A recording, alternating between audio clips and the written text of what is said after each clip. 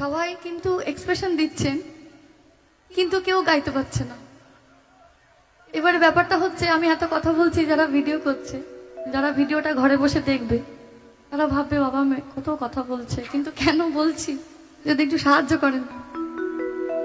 স্টেশনের বাবুর মতো মিষ্টি পান খাইয়ে ওরে দেখেন তোরে ডাকছে কেমন ডাবটা বেড়েছে। আমি তাই তো বলি চুল বেঁধে সাজ হলুদ রাঙা শাড়িতে অন্য নদী